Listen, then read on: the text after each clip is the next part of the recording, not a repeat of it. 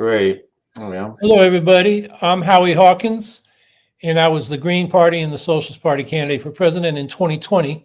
And this podcast, Green Socialist Notes, is about continuing to educate and advocate for the eco-socialist program that we ran on in 2020.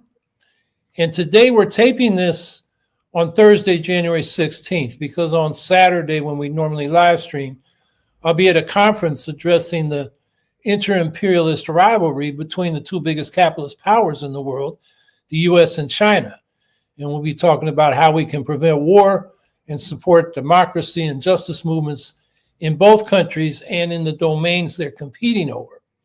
So we won't be able to address your comments and questions live, but put them in the chat anyway, and maybe we can address them next week. You know, if it's a question Alex needs to respond to, I can ask him to give me a brief response, and if it's something I can address, I will do that.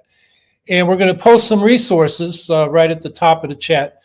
A recent article by a Ukrainian academic and leftist in Commons, the Ukrainian leftist publication, about what the situation is in Georgia. A recent interview with three other Georgian leftists. And they were interviewed by Ashley Smith and Ilya Butsreikis.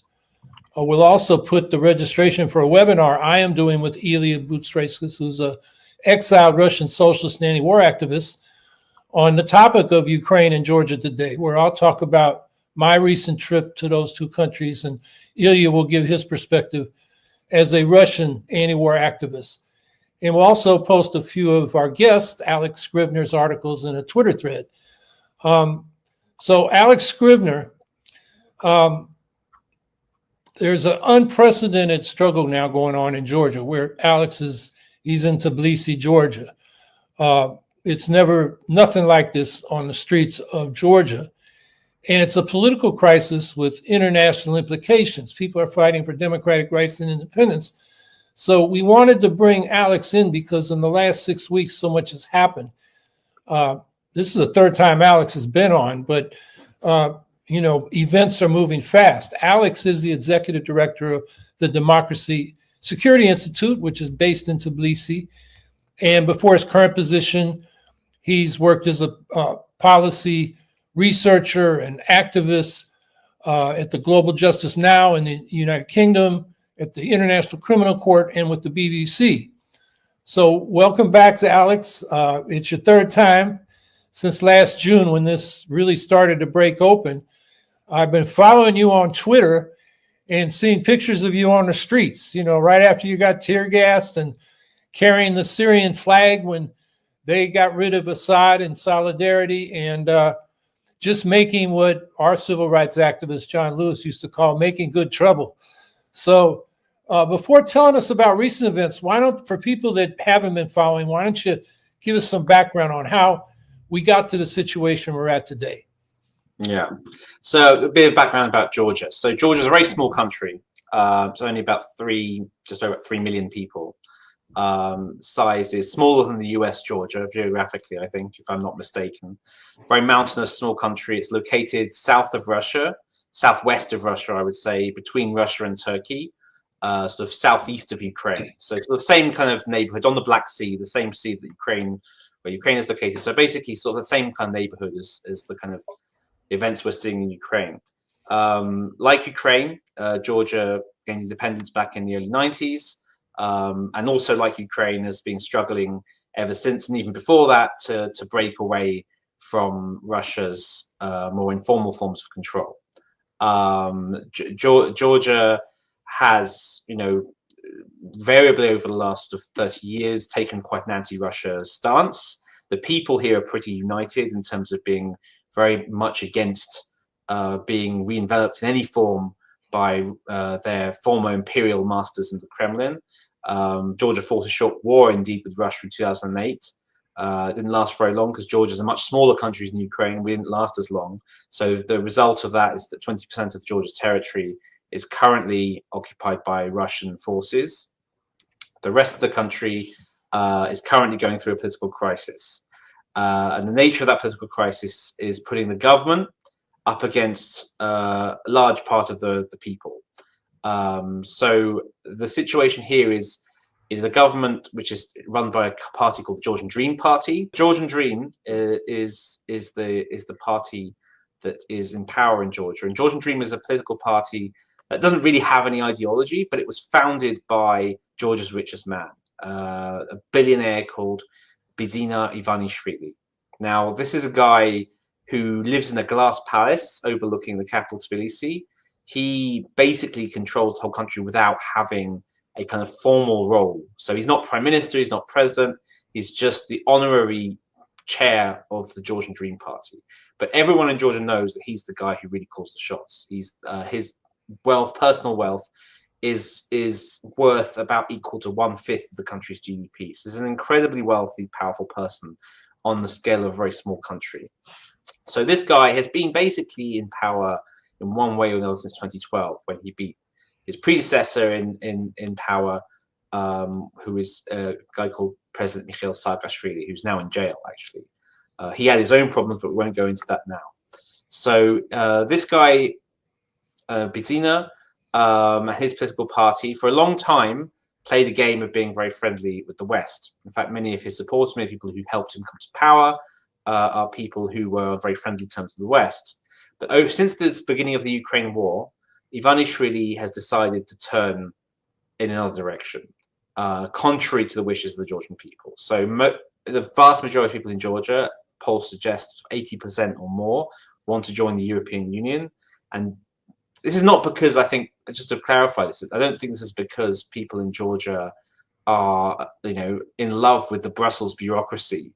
It's for Georgians, the European Union, and for that matter, more controversially, NATO, and its alliance with sort of the US and the West, is an act of decolonization. It's the only alternative to being reabsorbed into the Russian Empire. So while this is not necessarily driven by, we really want to have, Brussels bureaucrats controlling, every part of what we do as a democracy, it's not really that kind of level. It's more the level of decolonization that we as part of Europe will be then sort of immune to, relatively protected at least from Russian imperialism. So the vast majority of Georgian people support the European Union, and this Georgian Dream government U-turned on that effectively. They held a tainted election at the end of October, where the Georgian Dream Party claimed victory, but both international and domestic observer missions suggest that those elections were not held in a fully free and fair manner. The OSCE, for example, which is by far the most moderate of the international organizations that observe elections, observed that 24% of ballot of observations in polling stations, there was not satisfactory levels of voter secrecy. So that's to say that people could have seen who you were voting for in 24% of those cases, which is quite a significant figure. And by itself, if it wasn't for everything else, already puts the result under quite a lot of doubt. But also there were other things. There's a lot of intimidation. Every polling station, most polling stations had cameras installed by the ruling party to see who was coming, had various groups of intimidating men hanging around inside the polling station, which contributes to quite an intimidating atmosphere. And there is some evidence to suggest, statistical evidence, that there's what people call a Russian tail, which is an unusual turnout pattern, that sort of a lot of men turn out at certain times at certain polling stations, that's suggestive of outright voter fraud of some level. So that election was not recognized by the opposition here or by the president of the country as being legitimate, and that led to some protests. But this big wave of protest only really took off a bit later in November, when the government basically said that they were going to be suspending their bid to join the European Union. And that set off a huge angry backlash here, where hundreds of thousands of people went onto the streets, not just in the capital Tbilisi, but across the country, even in smaller towns. And that initial protest was met by quite severe police brutality here. Where I live, I saw out of my window police and beating up demonstrators who weren't really doing anything wrong. So I saw this with my own eyes. I've obviously a lot of tear gas and other methods were used, but the methods used were pretty heavy-handed. And in fact, they used unofficial thugs as well to beat up opposition members. And in fact, that has continued to this day. It's now obviously January. This protest has been going on for 3 months now. And the leader of one of the major political parties, actually the former prime minister for Georgian Dream, who defected to the opposition, a man called Georgi Gacharia, was beaten up in the coastal town of Batumi by pro-regime thugs the other day. So these beatings are happening all the time of activists, of politicians, of ordinary people by thugs, and these thugs obviously don't face any justice from the police. So in fact, another situation in Abu Dhabi, one of the activists who was on vacation in the United Arab Emirates, 2 Georgian Dream MPs, so ruling party MPs, came up to this pro-opposition activist in a restaurant and started beating them up. So this sort of thing is happening not just within Georgia, but also outside of Georgia as well.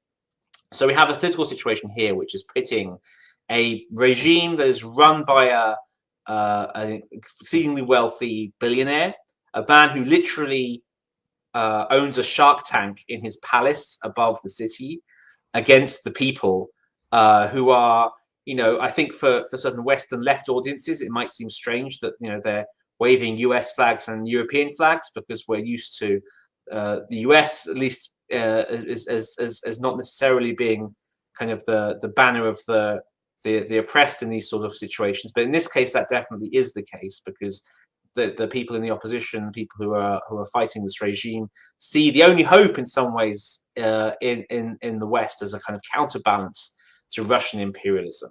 And I know Howie and I know other people within the US progressive movement have been very good in highlighting the importance of not just US imperialism and US policy that is regressive and is repressive, but also those of other major powers. In fact, Russia in this case has engaged in a level of brutality that I've never seen from the US. Even what they've done in Syria, and thankfully Syria is now liberated from that regime. Bombing hospitals, so forth. In Chechnya, they basically wiped the country off the face of the earth. I mean, that's the Russian imperialism is absolutely is absolutely a force to be reckoned with, and one that has absolutely no moral qualms whatsoever. So, the fact that Georgians wish to escape from that is something that I think should be respected by everyone. So that's the situation we're in. That's the sort of context. We've been in these protests now for about 3 months, although there were previous protests earlier in the year, in the spring, where the government passed a law called the Russian law. Basically, it's been nicknamed the Russian law. It's called the law on foreign influence, which is basically, if you're a civil society activist here, you basically have to sign up to a register that says that you are an agent of foreign influence, basically saying that you're a foreign spy of some respect, which none of us, obviously, in the civil society sector agreed to do. And we've boycotted that law almost almost the entire sector has done that. But it's a law that's been copied and pasted from Russian legislation. That's how in Putin's Russia, they managed to crack down on NGOs, activists, social activists across across Russia, and it's been copied by the Hungarians and now by the Georgians. And the response here has been to boycott it so far. But yeah, the government can use heavy-handed tactics and enormous fines that would bankrupt basically everybody to force people to sign up to it. And theoretically, you only have to sign up to it if you get 20% or more of your funding from abroad. But Georgia is a very small country, and no civil society organization here has less than 20%. Most of Georgia's civil society is funded by charitable donations from organizations and foundations who are not based in Georgia, because Georgians don't really have the money to do that themselves. So that basically means the entire civil society sector has been tarred by this kind of foreign agent brush. So yeah, that's the situation as we stand here, and this standoff has continued. There have been protests every day, pretty much throughout the Christmas and New Year period. Obviously, they've tended to be a bit down during Christmas itself. But yeah, I mean, even on Georgian New Year, Georgian and Christmas Day, there were still protests happening here, and it's an ongoing struggle. One of the things that struck me when I was in Georgia, and through the green movement and environmentalists, I talked with people in the Rioni Valley who are fighting these mega dams. And some of the academics that the leftists that we have articles in the chat from have documented this too. And I talked to the leaders of the movement against one of those dams, and they had it in their books that most of their funding came from Georgian migrant workers to Western Europe who had sent back small remittances. So that movement was really funded by grassroots people, not the CIA or USAID or, Endowment for Democracy or all the things that this billionaire that runs Georgia implies. And so it was, a real movement. And it seems that is like Georgia, after the Soviet Union broke apart, privatized all private industry. The last thing left to privatize are the natural resources and these dam sites. And that's what they want to do. And so, these people were resistant. It was a very popular movement. And it seems that this foreign agents law was really, in particular, directed at that movement, which was really a popular movement. That's the report I was getting from everywhere. So, that is, that's my take on, who this foreign agents law is directed at. It's not directed at foreign agents. It's directed at the people of Georgia. Absolutely. That's absolutely right. And the Namakhwani Dam, which was the huge dam, which would have wiped some villages off the face of the earth, the huge grassroots protest movement linked to that. And the Georgian government at the time, actually, they tried to present this as being some kind of foreign agent inspired revolution against the government. And in fact, it was people fighting for their livelihoods and fighting for their villages and for their homes to not be sacrificed on the altar of the government's priorities. And this dam, that actually, when I was in a radio interview actually a few months ago talking about this foreign agent law, and they put me on air alongside a senior Georgian Dream government MP, and we weren't talking about the dam, we were talking about the law. And when I said, this law is being targeted at genuine activists, it's trying to shut down civil society, the guy actually responded and said, yeah, this is the sort of thing that we need to put a stop to. Is the sort of thing like we had this dam we wanted to build, and we couldn't build it because the activists stopped us, and this is stopping us from developing. We need the law. So he literally used that example of this dam movement as being of just the sort of thing they were trying to put an end to with this law. And that movement, if of all movements, and I've been following Georgia and been living in Georgia on and off all of my life, I have not seen a movement as genuinely grassroots, cross, social economic lines, genuinely on a sort of environmental issue of that sort in my entire life. That's more genuine than that movement. There was absolutely zero foreign involvement in that movement, and it was. But that would still come under this law because the people who were participating would have been from civil society organizations, some of which would have been funded by foreign foundations. But even the sort of small donors you're talking about, so people living in the diaspora, Georgians living abroad, that would count as a foreign donation too, and therefore they would be a foreign agent. So all of that's a great example, and it's the one that the government really was very angry about, and that's a good example of the sort of thing that this government was trying to put an end to. So all of these people now are out in the streets. They realize now that this government is incompatible with maintaining their basic democratic rights, and that's why it feels like an existential battle for many people here in Georgia.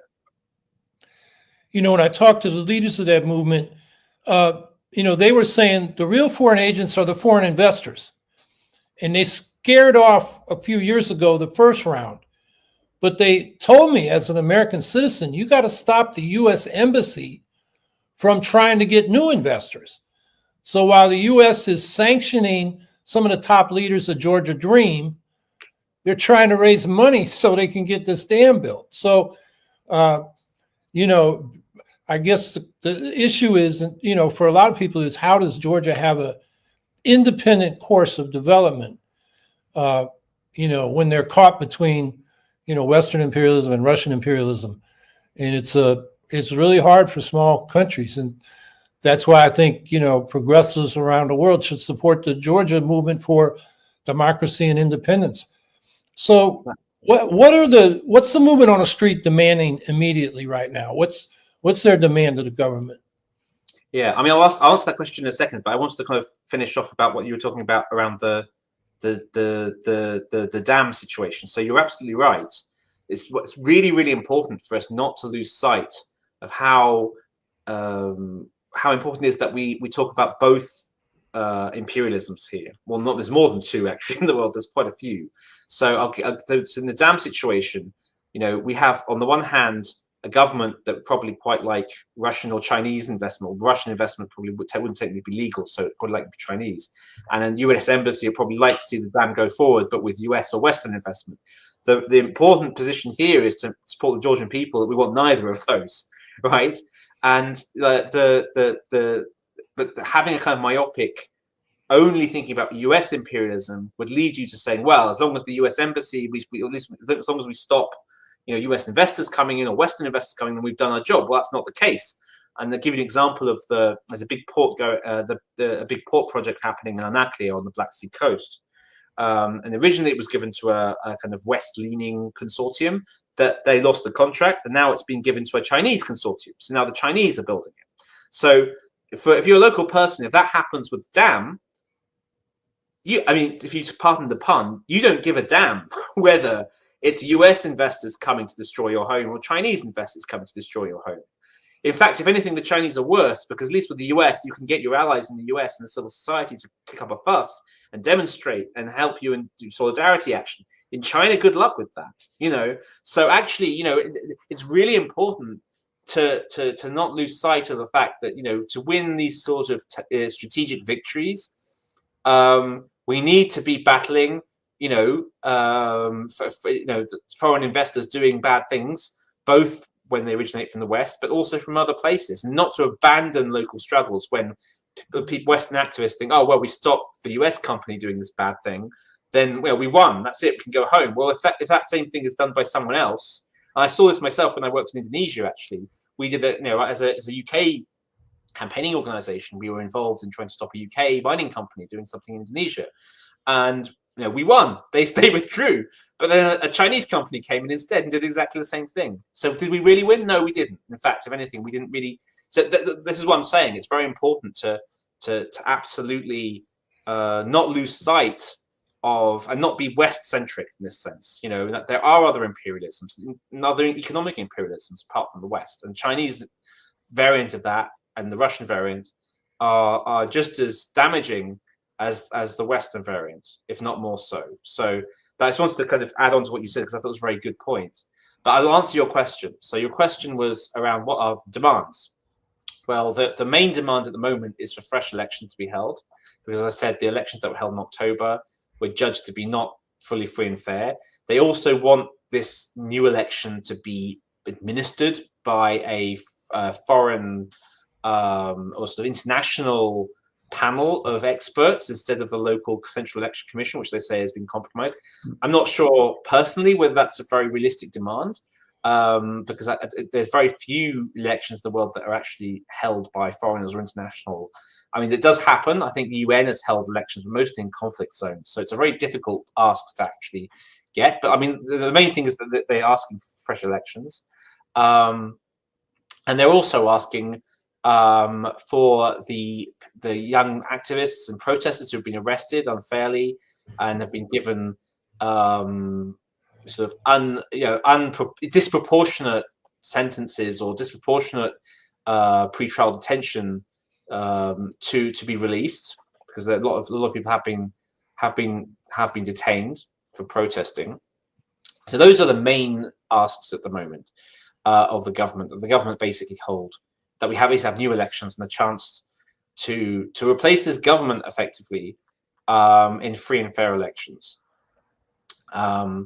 But yeah, it's a developing situation, and unfortunately here the opposition is just as divided as anyone else. So those things people agree on, but what happens after that point is anyone's guess. So why don't you talk about the nature of the opposition? It seems, from what I've been reading, the people on the streets, they're not controlled by any political party. They're really independent, seems largely spontaneous, although maybe some organizations beginning to form. But also, the opposition parties have a role. Some of the Greens I talked to when I was in Georgia ended up voting for the Strong Georgia slate, which they thought was the least evil. I got another question about that, but why don't you talk about the organization? Also, the fact that this is not just in Tbilisi this time. Since November, it seems to have spread all over the country. Yeah, absolutely. I mean, I think there's some sort of attempt to cast this as being a kind of Tbilisi-centric protest movement. It hasn't at all been that. I mean, it has happened. I mean, in fact, if anything, right now, the main center for action is actually moved to Batumi on the coast, where they're, as I said, that one of the leaders of the political opposition parties has been beaten up in Batumi, and there's a lot of activists there who were detained. So actually, there's definitely action going on outside Tbilisi. But in terms of organization, like I've often said that I think US Western activists have a lot to learn from Georgian activists and what we're doing here, but we also have a lot to learn from the West. And I'll explain what I mean in terms of the sort of spontaneous energy, being able for something bad to happen, people to come out to the streets at zero notice and just, in huge numbers and protest is something that Georgians are very good at. And I think something the West could definitely, I think in the West, it feels there's a sort of feeling that big protests do happen, but they tend to be big A to B marches that are planned, have organization committees, and it feels sometimes more like processions than protests in some cases.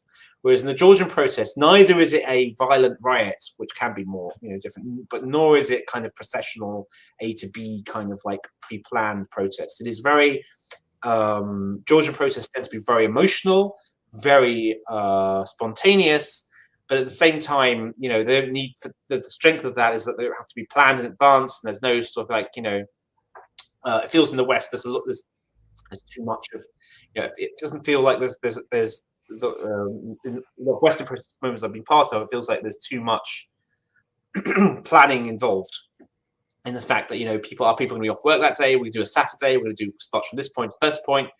It's good as a demonstration, but it doesn't really put pressure on the government in the same way that a spontaneous burst of anger does. I think in Georgia, Georgians are very good at that. In terms of what Georgians can learn from the West, we, on the other hand, we're not very good at organization. So we've had this process going on for 3 months, and there's not really an organizational structure to this day. Like the best we have is basically a Facebook group. And people do things, the ideas sort of come through and they happen. But because there's no organization, there's no place where people have these discussions, there's a complete lack of strategy. In fact, there's even a lack of tactics most of the time. So actually, the kind of 3 months later, we're still lacking the kind of self-organizational backbone the protest movement needs, which I think in the West, remember the Occupy protests a decade or more back, that was very good in the sense that Occupy did have a kind of like an organizational side to it. People were very good at self-organization, and there were discussions and debates. And Maidan in Ukraine was the same actually. So I think we have a lot to learn there, and I think we have a lot of weaknesses here in terms of organization. I mean, right now, so yesterday was a very important day actually for the protests because it was supposed to be a strike day. So people were supposed to come out and go on strike between 3 p.m. and 6 p.m. Throughout the country, across the board, in protests against the government. Now, that's a really good idea. It's an idea that I have been advocating for a very long time. So I was very gratified that we finally moved on from just protesting to actual strike action, which is something as a leftist I'm very much in favor of in terms of winning political battles through the workplace. The problem is, in Georgia, we don't have a strong union movement. In fact, we have unions, but most of them are still, I guess, quite connected to the government in some ways.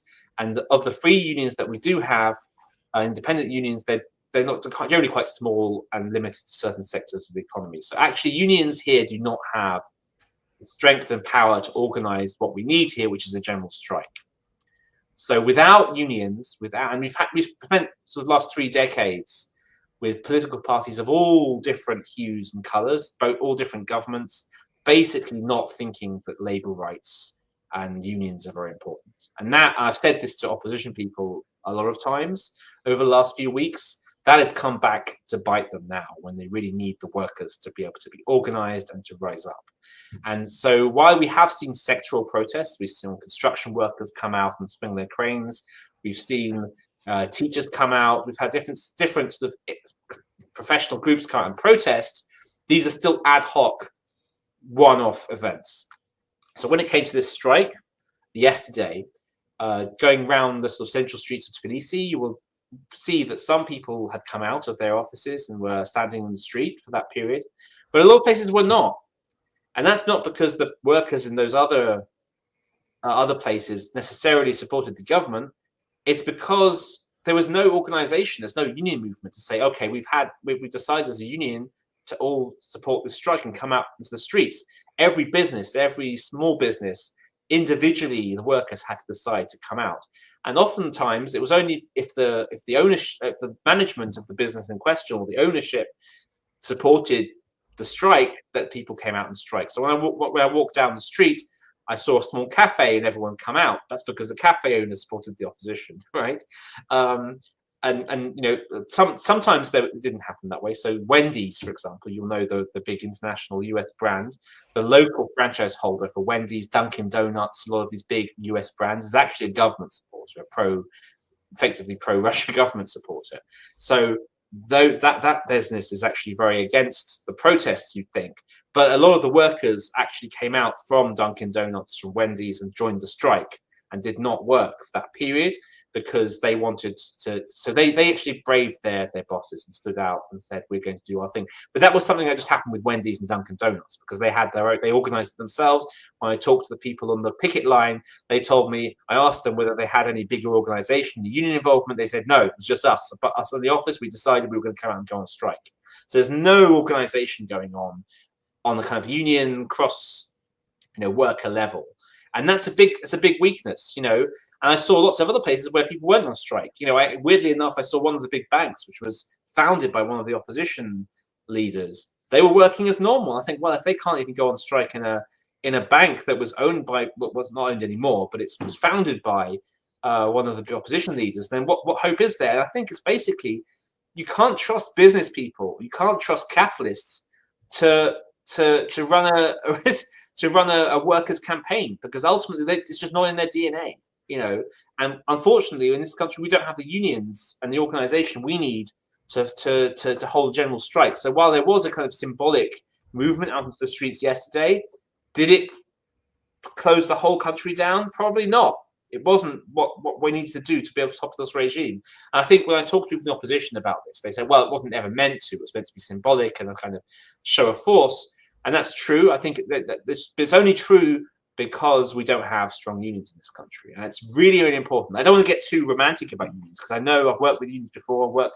I know that unions have their own problems. I know they tend to be quite bureaucratic. They don't necessarily make all the right political decisions. I think everyone listening, I'm sure you, Howie, as well, will have had your own dealings with unions, and they have their benefits, but they also can be very, very difficult partners to work with, and they often don't come to the right political conditions, the decisions, and that's just life. That's just and often they can be quite hierarchical, actually, and sometimes even corrupt. I suspect. I'm not come across that myself, but like any big institution, they have their weaknesses, but without them, we have a much worse situation.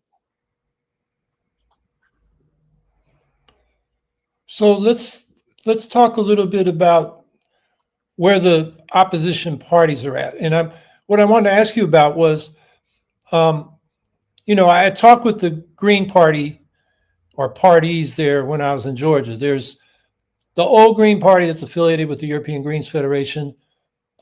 They seem to not have a lot of energy, and they're older, and they weren't able to get any candidates in the last election. And then there's a young group also calling themselves Greens, that I was supposed to meet with them right after the election in Georgia, and they all got physically sick. And they weren't the only people in Georgia that were physically sick, headaches, colds, flu, whatever it was. I think they were physically impacted by that election because people put so much hope in they get rid of the Georgia dream. And then when I was at the European Greens Federation in Dublin, Congress in Dublin, one of the people that works for the Federation said, there's a new party called Freedom Square, led by Levan Sutskiritsi, which has been, making, I guess, queries or connections with the Green Movement, particularly the Heinrich Böll Foundation, which is the German Greens Foundation in Tbilisi. And they became part of this Strong Georgia slate. So, why don't you give us a picture of where the parties stand? And I'm particularly curious about this Freedom Square and Strong Georgia. Yeah, sure. No, absolutely. Your reflections about the Georgian Green parties are absolutely in line with what I would say as well. I think there's as you said, there's a classic Green Party, which is the official Green Party, I would say, but they generally don't seem to be very active politically, and I think in some ways may even be close to the government than they are with the opposition. It's very difficult to know what's going on with them. The kind of Greens that are worth working with, in my opinion, are the other Greens, the younger Greens. They're called the young. I think they're even called the Young Greens, or Tvanebi also, which is it's just the word green in Georgian, basically. And they generally have very good politics, but they are very small and don't really have any electoral influence. So I think a lot of the people in that party have, as you said, ended up supporting one of the bigger ones as a kind of lesser of two evils choice. So as the other parties, so that there are basically four main opposition coalitions going into this election in October. So I'm going to start with the smallest and go on. So actually, I'll start with the one that you mentioned, actually. So the Strong Georgia Coalition. And weirdly enough, the Strong Georgia Coalition is the place. Okay, first things first, before I go into this. Generally speaking, Georgian parties do not really have ideology. They are, in fact, even talking about them as political parties may be a little bit inaccurate. Effectively, what they can be is fan clubs. They're usually around an individual or a group of individuals, and don't really have any ideological coherence, with a few exceptions, which I might come to later. And there isn't really a strong left party. As I said, the Green Party does exist, and I think that the main Green Party is sort of, and barely exists. But the Young Greens do have ideology and are actually a genuine party, but are very, very small and not really electorally relevant. So of the main four opposition parties, I would say none of the four really have a clear ideology, although they have people with ideology in them, if that makes any sense. So the Freedom Square you were talking about, led by Levan Sutskiritsi, he is an academic. And in fact, Let's Freedom Square is mostly an academic adjacent movement. It was set up just before this election and ended up joining the Strong Georgia Coalition. And it's sort of meant less of, it's not really meant to be a political party, but more kind of a kind of collection of sort of independent pro-opposition public intellectuals and academics who wanted to set up a space to discuss things and to also join this political movement. So Levan Sutskiritsi's movement is part of this Stronger Georgia broader political coalition. Now, Strong Georgia is led by a guy called Khazaradze, who is the founder of one of the two major banks in Georgia, TBC Bank. So this is the irony here. This is why you can see that Georgian politics is not very ideological. So basically one of the country's most famous bankers is the leader of a political coalition that involves most of what you could describe as being the left in Georgia. So Levan Sutskiritsi and sort of academic circles. Also, then that coalition includes a party led by Anna Dolidze, who is an activist type figure who generally tends to lean left. Also, a guy called Alex Scrivener, who hit the headlines because he punched one of the leaders of the Georgian Dream Party in Parliament before the election, And a lot of people were quite happy with that because he felt like he deserved the punch. But and he's been beaten up himself actually since by regime goons. But he hit the headlines for that reason. But generally, his politics is also tends to lean on the kind of more progressive side. And then within Lelo itself, which is the party led by Khazaradze, the banker, one of the main political figures is a guy called Grigol Gegelia, who came into politics standing as independent in Tbilisi, running on a left platform. So as you can see, a lot of the people within that coalition, despite the fact they're led by a banker, tend to be on the more progressive side. So I think that's why a lot of your Green friends that you met in Georgia would have voted for that party, because that tends to be where a lot of the left figures are, even if the party itself is very far from being a left party or even a left coalition. It just happens to be a kind of flag of convenience under which a lot of those people kind of huddle together. So that's one of the four political parties that are in the opposition. The other three, I'll go through them quickly. So there's also the party that's led by the former Prime Minister, Giorgi Gacharia. Gacharia was in Georgian Dream. In fact, he was Georgian Dream's Prime Minister after the 2020 election. He resigned about a year later, basically because he refused to arrest the leader of one of the opposition parties, which was an order from the billionaire Bizinia Ivanishvili. He said, look, I'm not going to do this. I'm going to resign and join the opposition. And now he's one of the major opposition party leaders. He was beaten up, as I said before, a few days ago by regime goons. And he's seen as one of the he's the most moderate of the four. So the fact that he's been beaten up shows you how desperate and how violent this government is becoming. He also tends to be, I'd say, insofar as you place Georgian parties on an ideology, I would say Gacharia tends to be, he's kind of a bureaucrat, I guess, by background, but he tends to be leaning a little bit more on the left side than some of the other two opposition parties, which I'm going to come to. So he's supported mostly public sector workers and people who work in, ministries as bureaucrats, and that tends to make that party a little bit, they're not sort of, crazy free marketeers either. So I'd say of the four opposition parties, the Gacharia's party and the party led by the banker Strong Georgia, those are the two that tend to contain the more left friendly figures. To put it sort of, I may be even overcooking the pot a little bit there, because Georgian parties are very, very unideological. So I come to the other two parties, which are actually bigger in terms of the share of the vote. The one that got most votes in the election in October is a coalition called Coalition for Change, which is a breakaway party from what used to be the government before 2012. So the other two opposition parties, are basically derivative of the United National Movement, which ran the country between 2003 and 2012, and were replaced by Georgian Dream in 2012 through elections.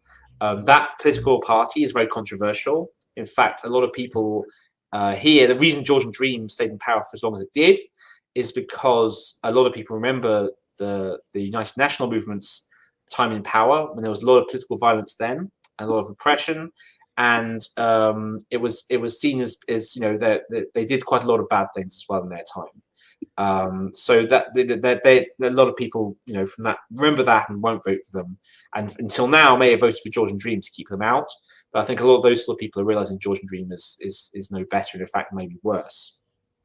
But so the United National Movement, who were in power until 2012, effectively led by the former president, who's now in jail, President Mikhail Saakashvili, they usually came second, and this election they came third, so they came second of the opposition parties. And then the splinter party, formed of all the people who were in UNM but had fallen out with Saakashvili and actually wanted a kind of clean break from that kind of tainted past, were in the Coalition for Change, which ended up being the party that gained most votes of the opposition parties. And Coalition for Change includes what's called the Pinecone Party, Girchi Party, and that's the Georgian Libertarian Party. So those two coalitions, the United National Movement and then the Coalition for Change, they tend to be, broadly speaking, more on the kind of economically right-wing side of Georgian politics. So the fact that the Libertarian Party is in there, and they're kind of you know, the young people they're quite popular amongst the young people because they're, you know, as much as I disagree with libertarians, right libertarians, on politics, at least that party has a political ideology. And I think a lot of young people who are drawn to ideas rather than personalities are drawn to that political party because at least it has some ideology, you know, and it has some policies that are popular amongst the young, for example, legalizing marijuana. So those two parties have a tainted past, the kind of UNM and the Coalition for Change, or especially the UNM, I would say, but tend to be the Coalition for Change, I would say, tends to be less tainted by that past and has a little bit more ideological coherence in the sense they tend to lean towards the economically libertarian end of things. Again, that's very, very broad brush, and you know, as I said, mostly this is not about ideology, and this is about personalities. And the UNM, for sure, is about the personality of the former president, Mikhail Saakashvili, and not about any kind of ideology. But yeah, those are the four political parties, and I think they really dislike each other. I think it's very important to remember that while the opposition might collectively be supported by more people than the government, individually they really dislike each other, especially the kind of the UNM, which was the former government, is hugely disliked by the rest of the opposition. So like that's why I think a lot of people in say the Green movement will definitely not support that political party. They will go instead for either the stronger Georgia coalition led by Khazaradze or for Gaharia's party, the XPM. So it's a very complicated political situation. So I don't know if you made head or tail of that, but that's kind of, I've tried to give you a little bit of an overview of what the four political parties are. Yeah, in a way, it's like the United States. We have memberless parties. The parties used to be cross-ideological, although they've realigned. You know, the Republicans are far right, the Democrats are neoliberal. But, you know, you mentioned this guy that the member of parliament who was part of the strong Georgia coalition who punched one of the Georgia Dream. He was the speaker of the Georgia Dream Assembly. Nato Kivalitsi, who was, you were on with her last June. She's not in the Green Party. She's in the Green Movement, which is affiliated with Friends of the Earth International. And, you know, they're the ones that hooked me up with the people fighting the dams in the Rioni Valley. She gave me a book by that guy, Aleko. I can't say his last name, I remember it, but that guy also volunteered for the Ukrainian International Legion to fight the Russians there. But he has his own party called the Citizens Party, but it sounds like a fan club the way you described the parties. And Nato said he's got good politics, but he doesn't have the right temperament to lead a party or build a party. I guess that, you know, if you're punching out the Speaker of the Assembly, that's probably accurate. So, you know, building parties is something we need to do here, and sounds like Georgia needs to do. You know, one of the things, and maybe you know can remind people of this, I think you've talked about it before, but during the Russian Revolution, you had the first elected socialist republic in the world, and it, you know, lasted for a few years before the Russians, you know, recolonized Georgia. But, you know, talk a little bit about that and whether it gives inspiration to the left in Georgia today. Yeah, absolutely. So yes, Georgia did, but for a short period between 1918 and 1921, host effectively was the location of one of the first democratic experiments in democratic socialism in the world. In fact, was visited by international socialists from across the world. I mean, in fact, most notably, Ramsay MacDonald, who was the first Labour Prime Minister of the UK, before he was Prime Minister of the UK, visited Georgia to sort of see what was happening in this first country which had managed to elect a socialist government. So it was a really groundbreaking time, and Georgia was a world leader in terms of electing socialists to positions of power. And that government only lasted 3 years because the Russians came in and sort of ended it by force of arms, as they always do. but that government was actually quite successful. And in some ways, even from a 21st century perspective, when I think about, the kind of achievements of socialism when it's elected democratically, it's very hard to beat what the Georgians managed in 100 years ago, more than 100 years ago. They passed a land reform, which redistributed land between and gave Georgian peasants land and a much more fairer economic settlement, which made Mensheviks, which is what they were called, a very popular movement here in Georgia. So it was very successful, very radical government actually. People think about Mensheviks or Social Democrats as being kind of this sort of this sort of modern. We're sort of seeing from the modern perspective. People who call themselves Social Democrats nowadays tend to be quite they seem to have moderated to a point where it feels like you're talking about someone like German Chancellor Scholz or something who hasn't really achieved very much in terms of furthering social justice, right? But in those days, the democratic socialism was a radical ideology and actually led to radical economic change. And despite the fact that they were constantly battling Russian imperialism, and constantly, not just Russian imperialism, actually, Ottoman and Turkish imperialism at the same time, to some extent, they managed in 3 years to do more than a lot of countries did in decades. Unfortunately, that experiment was completely destroyed by Russian forces, and Georgia became part of the Soviet Union, the kind of Bolshevik regime. But yes, I mean, it is an inspiration to me and those other Georgians who looked to that period with inspiration. I'm not saying that government did everything right; they absolutely didn't. There were things that I definitely would have done, but I think, I mean, unfortunately, the Georgian left is very weak, very small. But those of us that exist definitely do look at that period as an inspiration. In fact, even when I talk to people who aren't of the left, aren't socialists, about that period, they'll even if they're telling me how terrible socialism is, if I raised 1918 to 21, the first Georgian Republic, they'll often pause and think, actually, yeah, they weren't too bad, were they?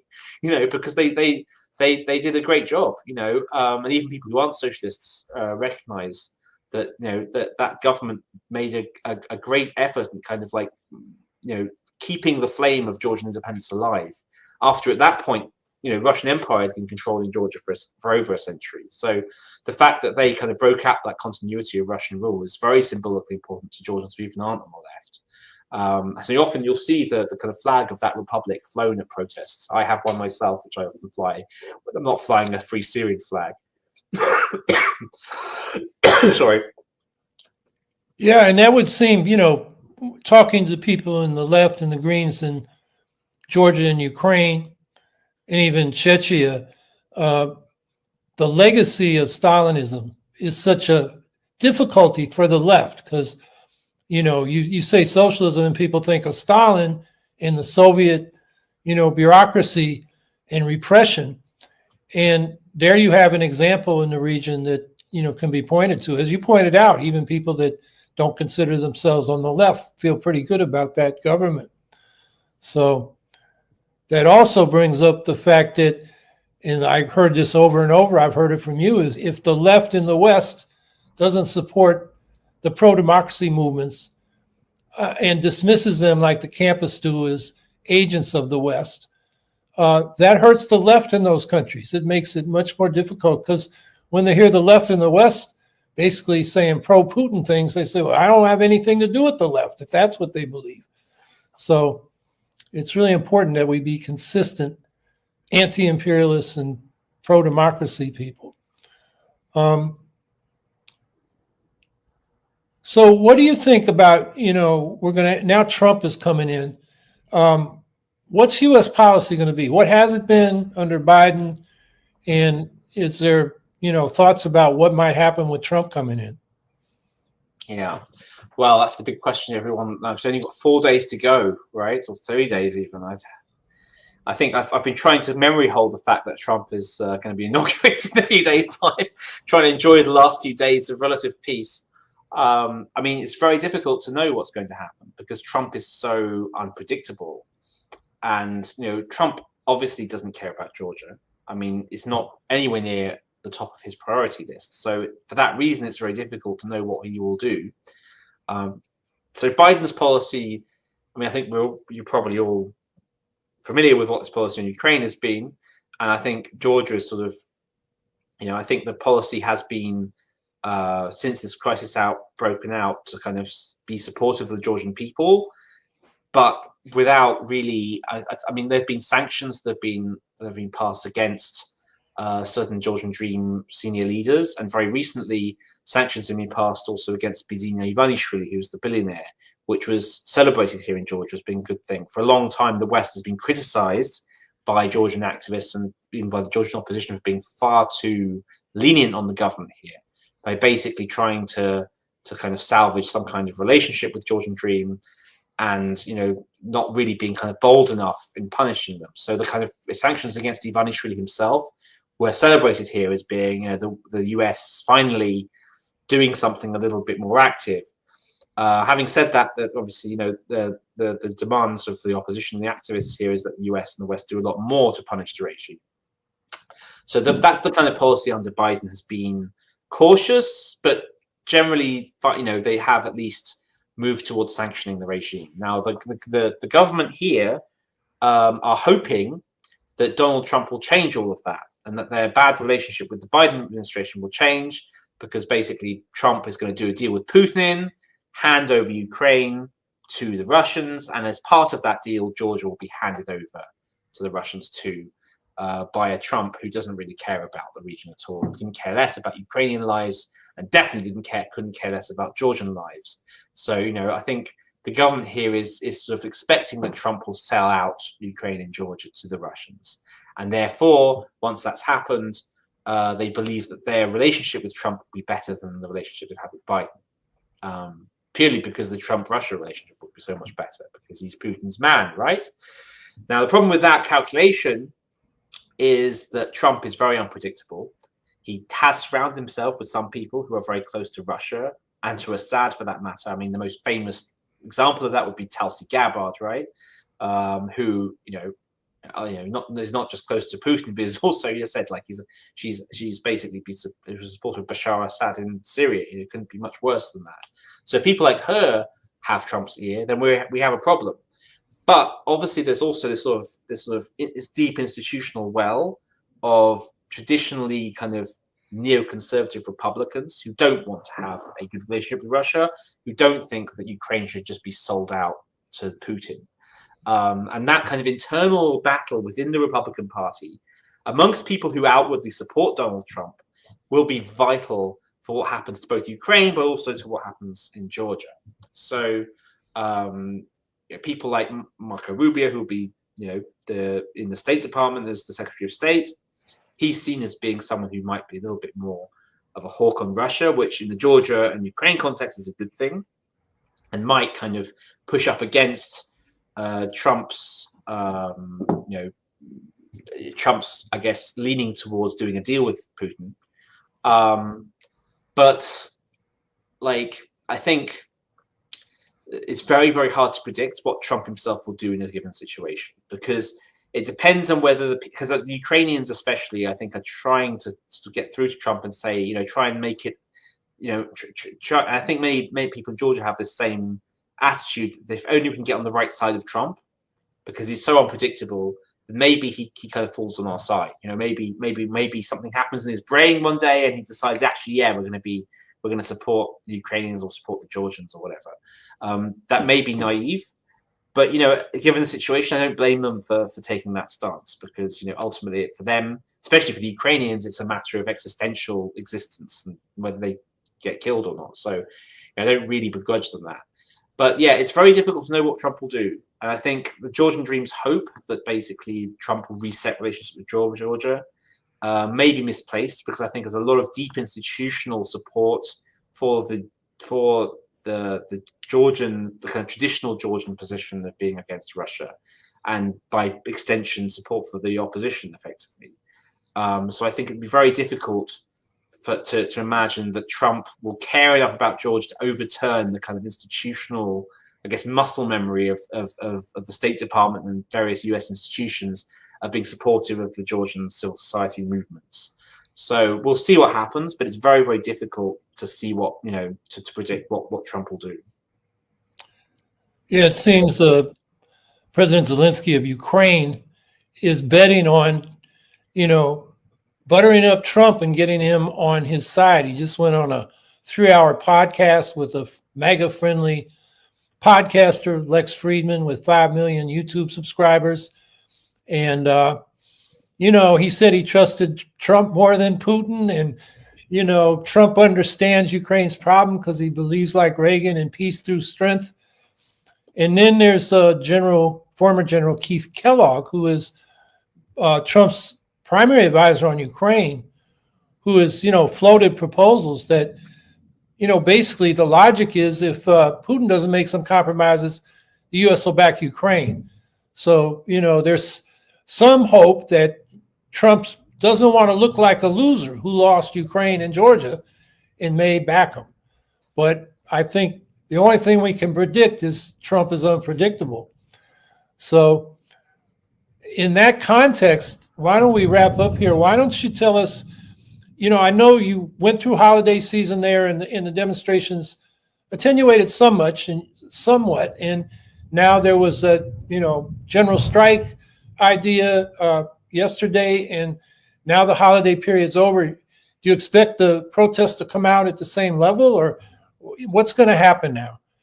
Yeah, it's very different. This is really the key time, really, because the government was hoping that the kind of holiday season would stop the momentum of the protests. That people after the holiday season would have stopped protesting. So far, people are still protesting, but we're definitely not up to the level that we were back in November, where like hundreds of thousands of people up in the streets. We're still not reached that level. We'll see in the coming days and weeks whether the protests become reinvigorated to that level. So far, the numbers aren't what they were before Christmas, but it's early days, and I think it's important to recognize the fact that the protests are continuing and happening every day at all after 3 months of this is still quite a big achievement. The question is, if we want victory rather than just permanent protest, what do we do? And I think what we need is strategy, and what we need is and what we needed and what we've needed for many years here is worker organization. And unfortunately, without unions, that's very, very difficult to do, because it's very, so effectively, it's, in my opinion, the path to victory for this movement is to make the country ungovernable without the demands being met. And that means you need workers, you need strikes, you need that kind of action if they want to win. And we need the momentum for that, and we'll see over the next few weeks whether that kind of self-organization ramps up, whether this kind of warning strike happened yesterday is the first of what will become more and more effective workers' protests, or whether that was just a symbolic action that will end up going nowhere. It's really too early to tell. Okay, Alex, thanks for bringing us up to date on Georgia, and we'll be watching what happens in these next several weeks. People who put questions in the chat, we can't see them because we're 2 days ahead, but when we get the chat, we'll try to respond to some of your questions and comments next week. And maybe I'll talk about it at the next podcast, which will be, I guess it'll be January 25th. And I will certainly be here. Maybe I'll have another guest. I do have some requests out. Want to talk about what's going on in Rojava, where the Turks are on the offensive against the Kurds, and the HTS, new government in Damascus is not really clear what they're going to do, but they don't seem too sympathetic to the Kurds. So there's another case of imperialism and national oppression that should concern us, particularly in the Middle East. What the Kurds have done with their autonomous region, multi-ethnic, feminist, anti-sectarian, very democratic, is really the most progressive force with any power in the Middle East. And it'd be a shame if, Turkey, with the U.S. giving them the green light, remember they're a NATO ally, wipes them out. So if not next week, I'm going to have somebody on to talk about that. So anyway, we will be here next week, and thanks for being here this week, and have a good week the coming week. Thank you.